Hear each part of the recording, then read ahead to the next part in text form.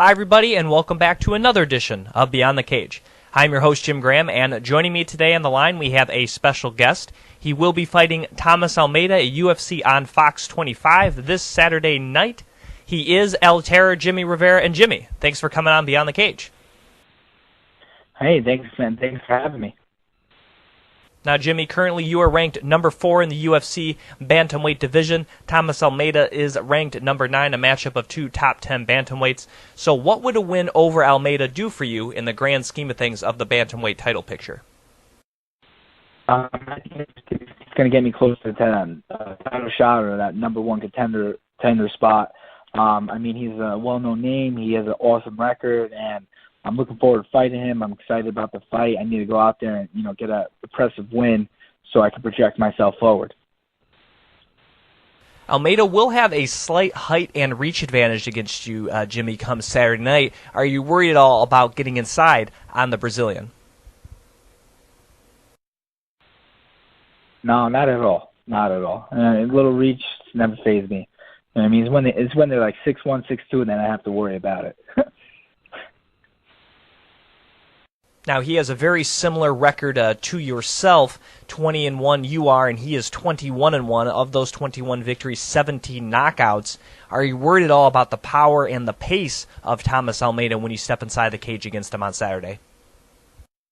No, and a lot of these guys he's fought is not in the same shape as me, so it's a lot easier for him to get that knockout. They get tired right away, and I'm not one of those people who get tired right away, so I'm excited for the fight because, first of all, I'm in great shape for it. Second of all, he's one of those guys that doesn't run. He stays in the pocket. And when someone stays in the pocket, you can get that finish, and I'm excited about it. Now, despite all those knockouts from Almeida, he only has one fight that has actually gone the full 3 rounds in 15 minutes. So if you get this fight into the second or third round, Jimmy, do you feel as though that's an advantage for you against Almeida? Yeah, I'm hoping not to even get to the second and third. I'm hoping to finish him in the first. Now, even though you fought on Fox before, do you feel as though beating Almeida on a big show like this and winning decisively, that can kind of be a coming out party for you this Saturday?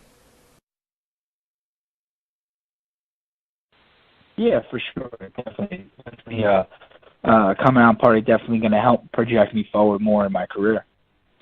Right now at the top of your division, champion Cody Garbrandt was supposed to fight TJ Dillashaw a few weeks ago in Las Vegas. That fight got canceled. Looks as though it's going to happen later this fall. And when it does, how do you think it's going to play out between Cody and TJ there, Jimmy? I don't know. It's going to be an interesting fight. I feel like it could go either way. I think they know each other really well. So it's going to be an interesting fight. I mean, if they've never fought before, I would have to give it to Cody. But since they trained so much before, it could go either way. Now, along with Cody and TJ, I'm going to throw Dominic Cruz in there as well as the top guys in your division, all those guys just ahead of you in the rankings. So how do you feel you stack up against those 3 guys in this division? Against those 3 guys, I feel like I match up great. I feel like I just need an opportunity to go in there and shine. It's all about getting the opportunity, and that's it for me, I believe. If I get the opportunity, I can go in there and do my thing, and I'll be able to show the world who Jimmie Rivera is and why he should be champ. Now, you are from New Jersey. This fight, obviously, in the Long Island, a little bit north of you. But it's got to be nice to be fighting close to home, right? I mean, I'm an instructor first, and it's my first passion, and fight is my second. So I have a school in New York City on East 23rd Street, and I teach from 3 or 4 years old all the way up to, my oldest student's 76. And it's my backyard. I'm in New York City Monday through Saturday, teaching. And it's still my backyard. And I have a lot of people I cross-train with, from Long Island MMA, Dennis Bermudez, LaFleur, all those guys over there in Long Island MMA, Andre Harrison, and a few other people. And it's exciting to be in Long Island, plus making history. My first fight, I was making history, the first UFC ever in Glasgow. Now it's my, making history again, my 5th fight, fighting in Long Island. And I'll get you out of here with this, Jimmy. Earlier on in the interview, you said you plan to finish Almeida in the first round. Do you plan on finishing him with a knockout or a submission on Saturday? Oh, I'm hoping for a knockout, but if, the arm's there or the neck's there, I'm going to take it. He is El Terror, Jimmie Rivera. You can catch him in action against Thomas Almeida this Saturday, July 22nd, UFC on Fox 25, kicking off the main card starting at 8 p.m. Eastern, 5 in the West. You can follow him on Twitter at Jimmie Rivera 135. And Jimmie, thanks for coming on the show. I really appreciate it and look forward to your fight on Saturday night. Thank you. Thanks for having me. Once again, that was Jimmie Rivera right here on Beyond the Cage. Hi, everybody, and welcome back to Beyond the Cage. I'm your host, Jim Graham, and for those of you joining me live on MMA Warriors on Facebook, or MMA Club Fight now, I believe it's known as, thank you very much for tuning in live. And for those of you watching on YouTube, on my YouTube channel, appreciate it as well. I'm your host, Jim Graham. You can follow me on Twitter at Jim Graham. If you're tuning in live, just posted right here on the Facebook page, MMA Fighting Club, there is going to be a interview with Jimmie Rivera. He's fighting on the main card here for UFC on Fox 25 from Long Island this Saturday. You can go and check it out. And for those of you watching afterwards on YouTube, you can just, if you missed it already, it's the first 5-6 minutes of the show, and go and check out what Jimmie Rivera had to say about his fight this Saturday against Thomas Almeida. Now, looking over this card, we're going to have 5 fights on the Fight Pass portion to kick off the early prelims. That's going to be at 4 p.m. Eastern, 1 o'clock on the West Coast here in the U.S. And then we're going to have 4 fights shown as part of the Fox prelims. Those are going to go from 6 to 8 Eastern. And then we're going to hit the 4-fight main card starting at 8 p.m. Eastern on Fox Broadcast Television. Again, that's this Saturday, July 22nd from the Nassau Coliseum there in Long Island, New York. Looking real quickly over some of the undercards, I'm not going to go too in-depth about some of these fights, but we have Shane Burgos against Alfredo Castro. I'm really interested to see that fight. Shane Burgos, undefeated at 9-0. He had a heck of a performance in his last fight, just dismantling Charles Rosa and ended up knocking out the Boston native in the 3rd round. That was at UFC 210. Now he's taking up the always entertaining Alfredo Castro, a.k.a. Pepe Castro, who did win his last fight via submission, rear naked choke, and has won 4 out of his last 5 fights, including a win over Andre Fili. Probably his biggest win to date so far inside the octagon, which dates back to 2012 when he was on the first season of the Ultimate Fighter Brazil. Really interested in that fight there in the featherweight division. Also, Jeremy Kennedy, this kid's 10-0. He's going to be taking on Kyle Bochniak, who's 7-1. I believe that's in the featherweight, lightweight division, it looks like. So, or no, that'll be featherweight division. So, interested in checking that one out as well. Jeremy Kennedy made his debut. Speaking of Hani Jason in Ultimate Fighter Brazil, the first Ultimate Fighter Brazil winner, Jeremy Kennedy defeated him in his second UFC fight back at UFC Fight Night 106. And Kyle Bochniak, so far 1-1 in the UFC. He was able to defeat Enrique Barzola back at UFC on Fox 21 last year to get his UFC debut victory. Getting to the Fox prelims portion of the card, super excited for these 2 bouts right here. Damien Garbowsky against Chase Sherman. Sherman had a very excellent undercard fight at UFC 211. I believe that may have won some post-night awards, which saw him knock out Rashad Coulter. That ended up being his first UFC victory after losing his previous 2 outings to Walt Harris and Justin Ledette. He's now taking on Garbowsky. As I mentioned, 20-4 is the man from Poland in his career. So far, 0-2 in the UFC, losing to some tough competition, though, in Derek Lewis and Anthony Hamilton. However, he got knocked out by both of those gentlemen in the first round. He also has a loss to current UFC heavyweight Marcin Tybura back in M1, and also lost to Cole Conrad back in the day in Bellator. Does have some notable wins on his record. Eddie Sanchez, Dave Huckabee, and let's see, anyone else? Dion Starring, notable wins. That was very early on in his mixed martial arts career. In fact, that was only his third professional fight he beat Starry. So far he's trying to get into the win column for the first time. Has 17 finishes out of 20 victories, so I think either way it's going to be an exciting battle with Garbowsky against the Vanilla Gorilla, Chase Sherman. With that said, let's get to the main card portion here of UFC on Fox 25. As I mentioned, kicking off there with Jimmie Rivera, who I spoke to before the fight.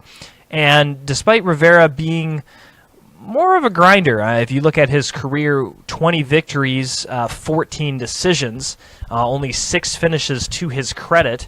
His last 2 fights he has won both by decision. Actually, his last 3 fights have all been wins by decision. Does have a knockout in the UFC. He did knock out Marcus Brimage in his UFC debut back in July of 2015, so 2 years ago. That's the last time he had a finish victory. And he's taking on one of the best finishers in any division in Thomas Almeida. 17 knockouts of his 21 victories, and coupled with 3 submissions, so he's finished 20 of his 21 pro wins. His only fight that's ever gone to decision was actually that was against Tim Gorman, which actually was his UFC debut back in November of 2014. Since then, including that fight, he is now 6-1 in the UFC. Most recently, knocking out Albert Morales in November of 2016. His only loss so far, that crazy fight there against Cody Brandt, which was May of last year. And like I said, that's the only loss in his career. That loss to Garbrandt snapped a streak that went from 2011 to 2016, a 5-year unbeaten streak for the Brazilian Almeida, who is only 25 years old. So still, I think, getting into the prime of his career. Rivera, a few years older and obviously one less professional bout, but his record is just as impressive when we look at the fact that in his last 3 fights, he's taken out guys like Pedro Munoz, former RFA champion, early Alcantara, top 15 bantamweight, and then, of course, Uriah Faber, now UFC Hall of Famer, in 3 consecutive bouts.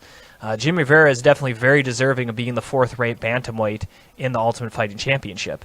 And I think if you listen to the interview I did with him earlier right here on the Fighting Club page, he expects to actually finish Almeida in the first round. And that's a very lofty goal, like I said, for a guy who only has 6 finishes out of 20 career victories.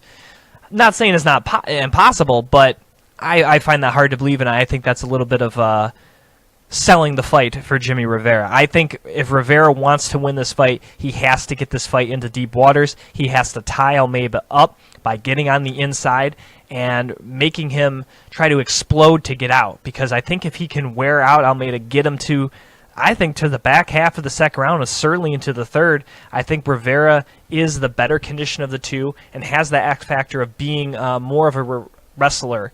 And I think that's going to be the big key here, because even though he wasn't worried about getting inside, 3-inch height is a big difference. Rivera's not a huge bantamweight. He's only 5'4". You got 5'7" for Almeida, and I believe Almeida will have a 4-inch reach advantage as well against the New Jersey native. So I do think those are big things when you have a guy who's as explosive and as powerful as the Brazilian Thomas Almeida.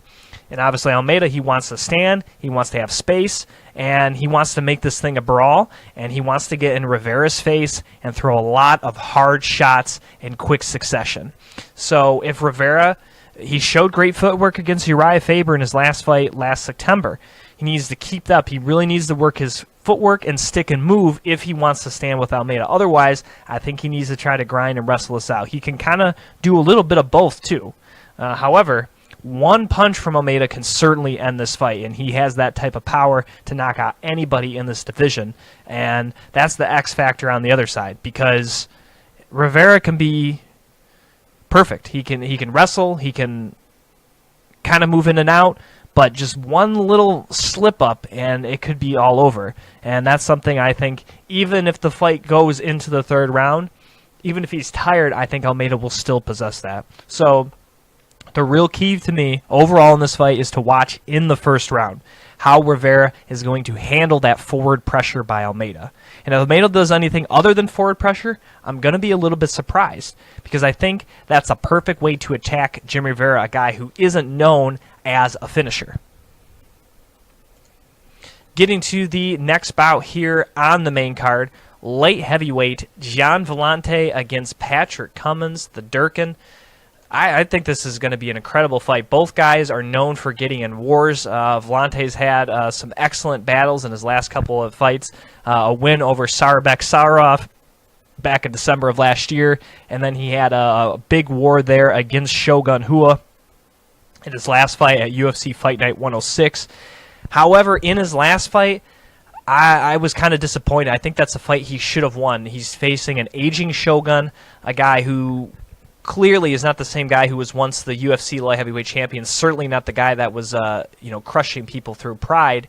And I think Villante, yeah, I know it was a war. He took some shots. He gave some too, but I think knowing that Shogun can't really go 15 minutes, he's not really built for that anymore. Maybe he never was, but he's certainly not now at this stage in his career in his mid to late 30s.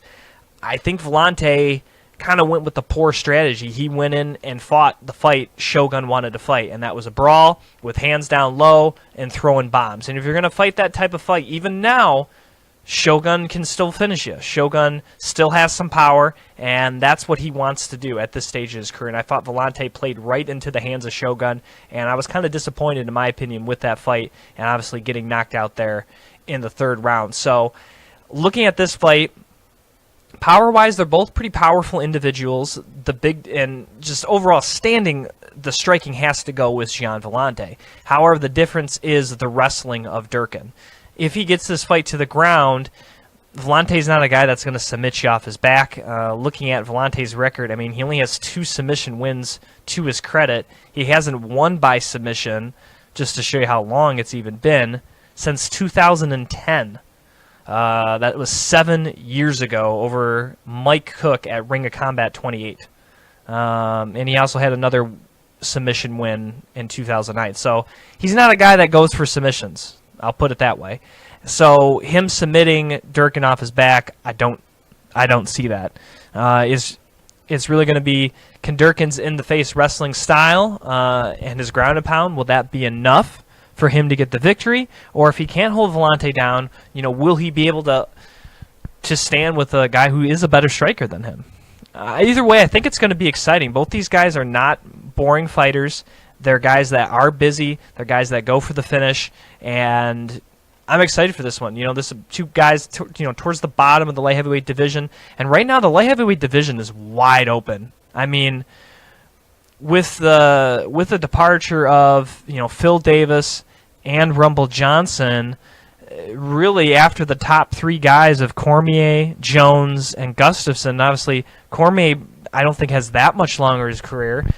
The things are really wide open. So even though these guys have had some losses in the past, a win by either can actually shoot these guys up the rankings fairly well. I mean, no offense to Vladimir Ozdemir, but when a guy who's only had 2 fights in the UFC is already ranked 5th in the world for that weight class, the division shout. You don't see that in any other division in the UFC, or would see that in any other division in the UFC, especially for a guy that was kind of unknown. So this is going to be a very exciting fight. Obviously, Villante, a guy from Long Island, definitely is going to have the crowd on his side there. And Durkin and Durkin's wrestling. It's going to be an interesting fight. I'm really looking forward to this one. The co-main event of the evening here for UFC Long Island is going to be Dennis Bermudez against Darren Elkins, another New York boy here, New York, New Jersey, fighting on almost every portion of the card here at some point here for Long Island, as we have Dennis Bermudez, who actually trains right there in Long Island MMA with Ryan LaFleur, who's also featured on this card as well. He's going to be taking on Darren Elkins, and Bermudez, this is going to be a really big fight for him, because when he's taken on some of the top guys in this division, he's kind of fallen short.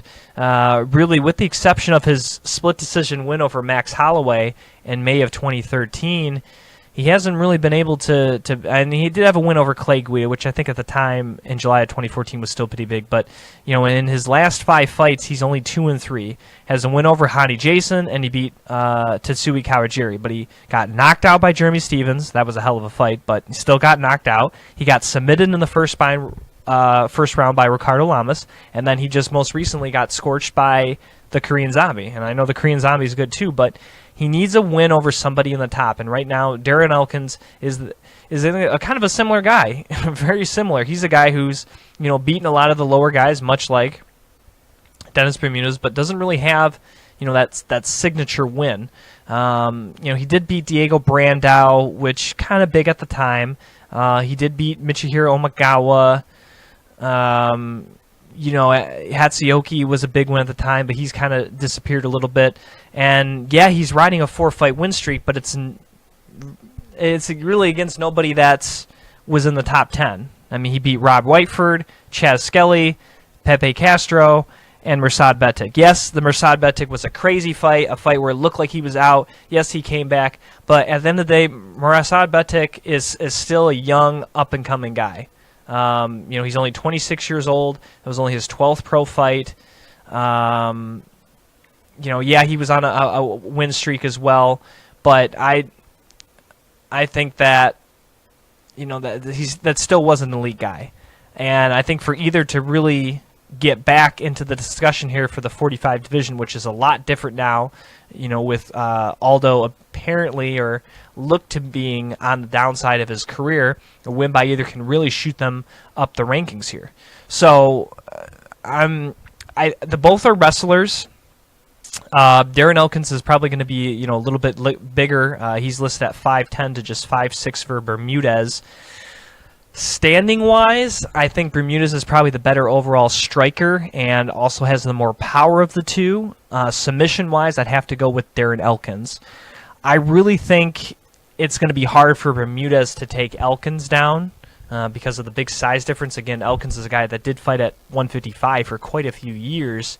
And I think if it stays standing, Bermudez, I think he can get outside because Elkins isn't good there. But if Elkins puts Bermudez on his back, that's where Elkins thrives. That's where he's the most comfortable. And if he gets on top of you, he's a very hard guy to get out from under him. And Bermudez isn't really a guy I would say can really a big submission guy. Only has 3 submissions of his career. Yeah, he submitted Clay Guida, but again, that was from the top. And he had 1 guillotine choke, which was his 3rd UFC fight.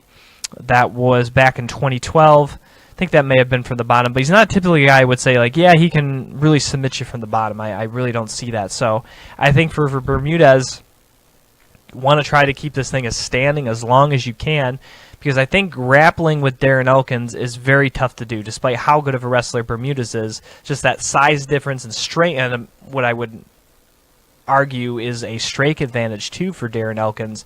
I think that can really wear a guy like Dennis Bermudez, who overall in his career has shown good conditioning. So I think that's going to be a huge X factor in his fight, is whether or not Dennis Bermudez can keep Elkins off him long enough to land some of those power punches that he's capable of. Let's get to the main event here. Chris Weidman against Kelvin Gastelum. Now, Weidman right now is on a 3-fight losing streak. Before this, he had never even lost a professional mixed martial arts bout. Now, these are to some of the best dudes in the world. You have Luke Rockhold, which was for the World Championship. Then you had Yoel Romero, who probably at the time was either the number 1 or number 2 guy in the division besides himself and Jacare. And then he lost to Gegard Mousasi, a dude in the top 5 in the division as well. And I think the thing about these fights isn't so much that he lost 3 in a row and he lost to top guys. It's the fact that he's got knocked out all 3 of these times. I mean, and it says 4th round knockout, but in reality, it probably could have been a 3rd round knockout for the onslaught Rockhold put on Weidman in that 3rd frame. The Romero one, really close fight, but that shows you kind of the unpredictability and the power Romero possesses, that he was able to uncork a knee like that flattened Weidman. And then the last fight, of course, we all know about the controversy around the knees, the hands. illegal blow, and then Weidman was kind of milking it, and then all of a sudden, the 5 minutes was up and they couldn't continue because it was determined a legal blow. Whether replay was supposed to be used or not, the 5 minutes still went over, regardless whether it was determined illegal or legal or not. And so Weidman, he can be upset all he wants, but if he would have just kind of stepped back in there and made sure that he wasn't going over in time, which he didn't seem to be all that concerned about, that fight may have continued. However, didn't. Gegard walks away with the victory and now walks away to Bellator, so probably a chance that Weidman won't get this back. However, he's taking on Kelvin Gastelum, who, as a lot of fans know, has been much maligned over his career because of his weight issues. Obviously, debuted in the UFC at 170 pounds, or at 185 pounds, defeating Uriah Hall in a big upset there on the Ultimate Fighter 17 finale. Then went on to fight 4 straight with wins over guys like Rick Story and Jake Ellenberger, but had weight problems all 4 of those fights. And then had that split decision loss to Woodley, where I think again he missed weight. So they forced him up to 185. He fought and dominated Nate Marquardt. Comes back down to 170. Has an incredible performance against Neil Magny. Didn't get the victory, but man, that was a heck of a 5-round fight he had against Neil Magny, fight where a lot of people thought he could not hang conditioning-wise with Magny, and he proved a lot of people wrong, even in a loss in that fight. Then he goes to Johny Hendricks again, has weight issues with a guy who also has weight issues, Hendricks. Beats the former champion pretty soundly. Gets forced back up to middleweight. He wasn't a surprise to me because I just thought that his youth and experience and speed would be a big advantage over a guy in Tim Kennedy who hadn't fought in 2 years and then was in his mid-30s. And then we had his fight against Vitor Belfort, which originally was a first-round knockout, but his fight ended up getting overturned down there in Brazil, which led to Gastelum getting dropped out of the middleweight rankings. So he's actually not ranked. This is probably one of the few times you'll see a main event for a UFC card featuring one fighter ranked in the top 15 and one not. That doesn't happen too often. So for all intents and purposes, though, that was a win. I believe that overturn was for marijuana, which I don't deem a performance-enhancing substance. Regardless, that happened. That got canceled and everything like that. So we're rolling on with this fight, and hopefully there's no hiccups by Gastelum here at 185 pounds. And what I'm, looking for in this fight is to see how Gastelum will deal with the size here of Chris Weidman, because I think that's going to be a huge difference. You have Chris Weidman standing at 6'2" to just 5'9" for Kelvin Gastelum. If Weidman can really use his size in wrestling, I think he can win this. But if Gastelum can use a lot of footwork and a lot of movement, maybe he can do this. 5-round fight definitely, I think, favors Gastelum if he can even get the fight there, because the longer he can dance around a move and make Weidman work to chase him down, that's going to really behoove Kelvin Gastelum. But if he can't do that, if Weidman can get to him, grab him, take him down, and hold him there, this could end up being a bounce-back win for Chris Weidman. And if Kelvin Gastelum somehow wins, because I think it would be an upset in a lot of people's eyes, despite Weidman being on a 3-fight losing streak, definitely got to say he's a legit contender in the middleweight division. I don't think there's any more doubting of whether or not Kelvin Gastelum can do this thing. So I'm really looking forward to this one. The key is going to be the takedowns of Weidman if he can get them, because if it stays standing, Weidman's a decent stand-up fighter, but I got to favor the speed and just overall technique there of Kelvin Gastelum. I think that's going to be hard for Weidman to take advantage of, or hard for him to dissuade that into a disadvantageous position for Kelvin Gastelum. So with that said, let's get to picks here. UFC on Fox 25. Jimmie Rivera against Thomas Almeida. I'm going to go Thomas Almeida. I really like his finishing ability. I think that's a huge difference in this fight for Rivera. And that's why I'm going to go with the Brazilian in this one. Gian Villante against Patrick Cummins. I think Villante will be able to stop the takedowns of Cummins, keep the fight standing, and possibly get a knockout in the second round. So I'm going to go with Gian Villante to win this one. Darren Elkins against Dennis Bermudez. I think this is a close fight, but I'm going to go, again, finishing ability means a lot. I think it's an X factor. So I'm going to go with Dennis Bermudez. I think he'll be able to finish and put away Darren Elkins before he gets too many takedowns and too much top time. Chris Weidman against Kelvin Gastelum.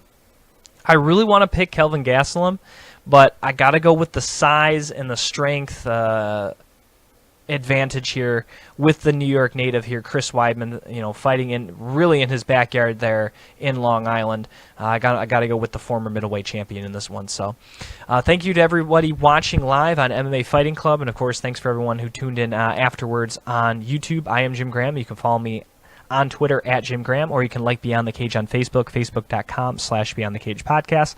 Also like to thank Top Rated MMA, MMA UK, MMAsignatures.co, Flying Brian J, Gorilla the Bear, Izzy Garcia, MMA Fight Fans on Twitter, themmmacommunity.com, and everybody else who supports Beyond the Cage each and every week. So until next week, thank you for listening to another edition of Beyond the Cage.